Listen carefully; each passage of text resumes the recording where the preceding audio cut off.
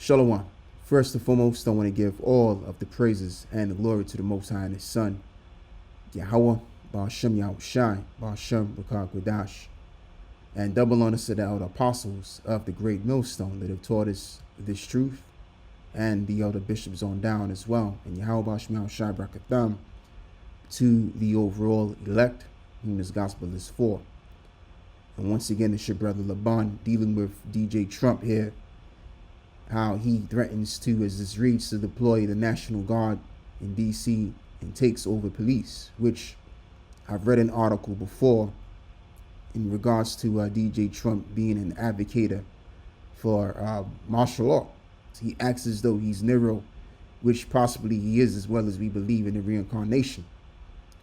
You know, so this is going to be the guy that's really going to agree with the transformation of the world from a world system that we have right now to the one world system that we're going to have in the future. All right. And he's absolutely down with that. Okay. Now he poses as though he's for the American people, and he plays to oppose that he's against the opposition of the American people. But in all reality, he's in tandem with the powers that be, which are against the people. All right. So let's get into a little of this article, and then we're going to move forward. So as this reads, President Donald Trump escalated his attacks on D.C.'s right to self-governance Wednesday, saying he was considering federalizing the D.C. Police Department and bringing National Guard maybe very quickly, as he continued to cast the Democratic-led Capitol as a place mired in violence. The crime is ridiculous, Trump told reporters in the Oval Office, the same week that an attack of a prominent former Doge staffer captured his attention and re-inspired his threat of a federal takeover. This has to be the best run place in the country, not the worst place in the country, and it has so much potential. Trump also said Congress should explore overturning the Home Rules Act, the decades-old law that gives D.C. residents some semblance of political autonomy with the ability to elect a mayor and council members. The lawyers are already studying it, Trump said Wednesday, which he's possibly lying on that, just to shut people up. Violent crime has been receding in D.C. in the past 2 years, reversing a generational spike in killing in 2023 that rendered the nation's capital one of America's deadliest cities, prompted Congress to block revisions to the city's criminal code and thrust the city into a presidential election cycle. On the campaign trail, Trump made D.C. an avatar for dysfunction, reviving past criticisms of local leaders he says are not doing enough to abate crime and uncleanliness. So this is his excuse to federalize the police and have the National Guards to take care of this situation. And here it is, America has always been a crime-ridden nation anyway. And yes, of course, you've had states that have been worse than other states in regards to crime. But now all of a sudden he wants to declare something that of a martial law setting because of what happened to this guy, which was part of this Doge thing, which his name was matter of fact, let me go and read it. It goes into it. And he has long derided the Capitol as a dirty, crime-ridden death trap and pledged to turn it around this spring. He ordered the creation of D.C. Safe and Beautiful Task Force, a vehicle for his long-held fixation on quality of life issues in the city, including homeless encampments and graffiti, and his broader missions to ramp up deportations and arrests nationwide. The president amplified his campaign Tuesday, sharing a photo of a young man beaten and bloodied, who he said had been beaten by local thugs. A police report and people familiar with the incident identified the victim as Edward Korstein, known by the nickname Big Balls. A protege of billionaire Elon Musk, Korstein moved into new roles as a senior advisor at the State and Homeland Security departments earlier this year and is now working at the Social Security Administration. Right. So that's all I have to read. So because this guy got his ass beat, probably by some people that were, willing to do that, so that a point can be conveyed and an excuse can be made. This is the reason why we got to bring the city to a standstill by emergency standards, by bringing in the National Guards and all of that stuff. All right. So again, this is Nero-like behaviors we're seeing right now. Okay, let me charge this computer because this computer is about to go out. This is what you call Nero-like behavior, where Nero 2,000 years ago blamed the great fire which was had in Rome and blamed it on the Christians. So this is just the beginning of this mentality, man. This is Proverbs 16, and we'll be talking, verse 4? Proverbs 16 and verse 4, the Lord hath made all things for himself, yea, even the wicked for the day of evil. And this is what's going to happen. Esau is going to bring that day of evil, and that day of evil is going to be Jacob's trouble. I mean, who else is going to bring Jacob's trouble other than Esau? It's going to be Esau, because Esau has been coming up against us since the times of the womb. All right, as well as this is written, good is set against evil, in the book of Sirach 33 and verse 14, and life against death, and so is the godly against the sinner, and the sinner against the godly. All right, and that's what's happening on this earth. You have good against evil, and right now there's a spiritual war that's being waged, and Esau is losing that war. Okay, and he's also losing the war of information too. That's why they want to censor the internet. They want to censor your freedom of speech.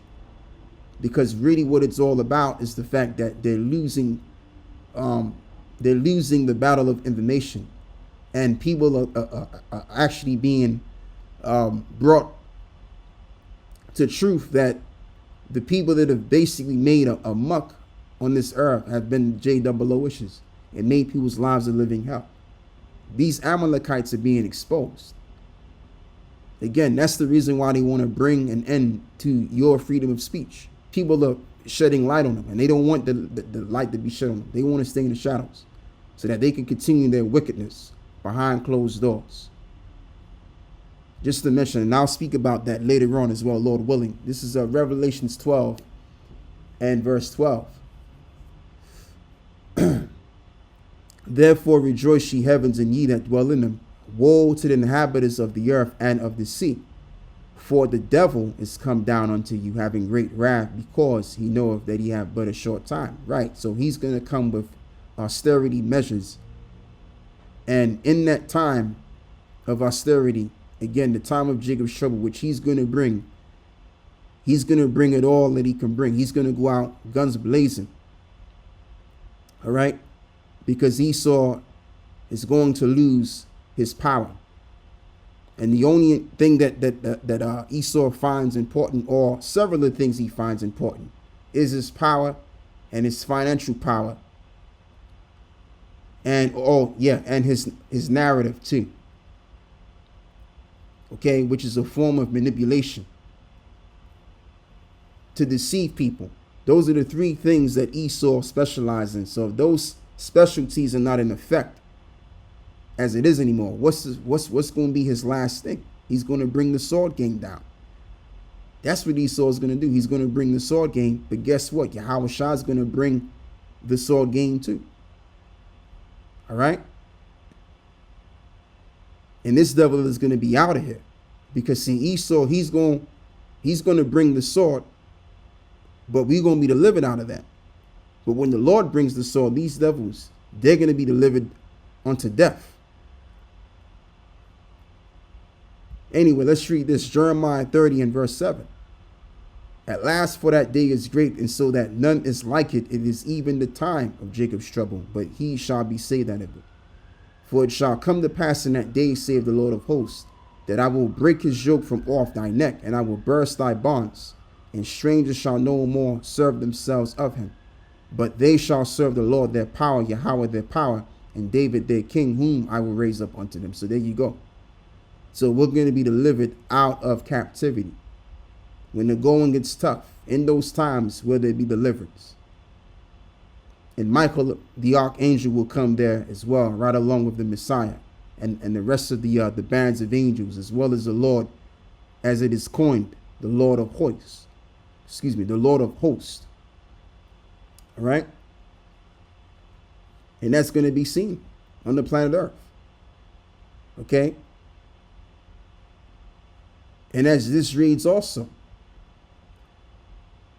verse 13, Isaiah 41 and verse 13, for I, the Lord thy power, will hold thy right hand, saying unto thee, fear not, I will help thee, and fear not, thou worm Jacob, and ye men of Israel. I will help thee, saith the Lord, and thy Redeemer, the Holy One of Israel. Absolutely.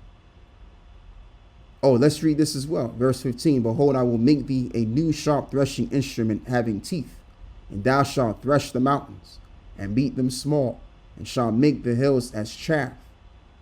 And thou shalt fan them, and the wind shall carry them away, and the whirlwind shall scatter them. And thou shalt rejoice in the Lord, and shalt glory in the Holy One of Israel. So what's going to happen is there's going to be brothers out there. We ain't going to all be consumed to be taken out.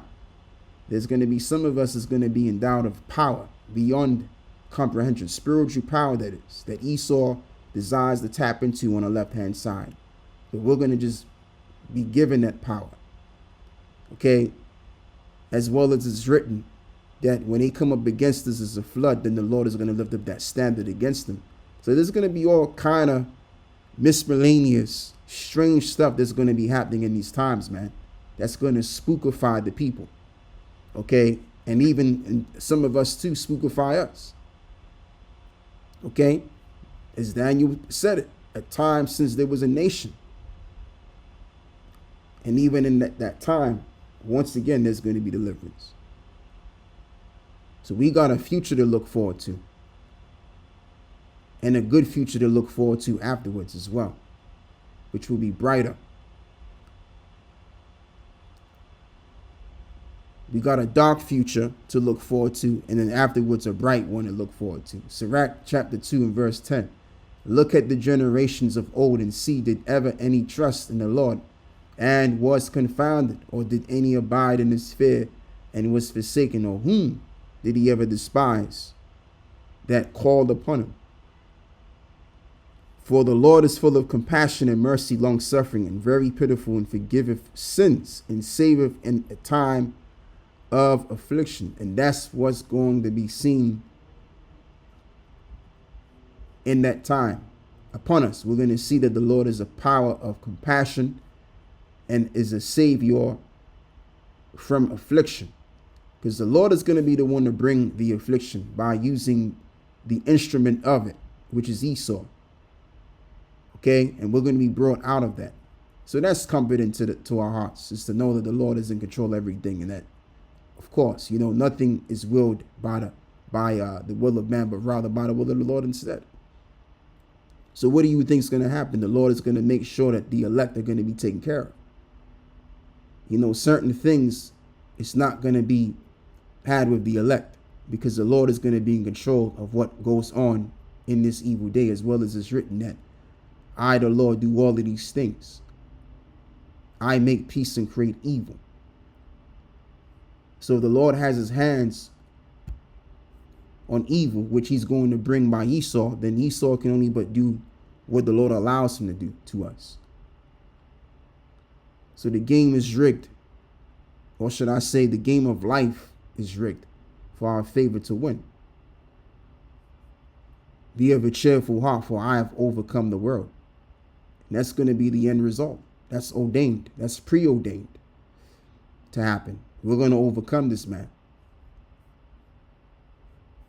So the only thing that we can really do is trust in the authorization. And that's just pretty much about it. So with that, I want to give all of the praises and the glory to the Most High and His Son, Yahweh Ba'Shem Yahushai, Ba'Shem Rakah Quadash, and double honors to the elder apostles and the elder bishops on down, and Yahweh Ba'Shem Yahushai Brakatham to the 144,000 and the 1/3, whom this gospel is for, and I'm out. Shalom.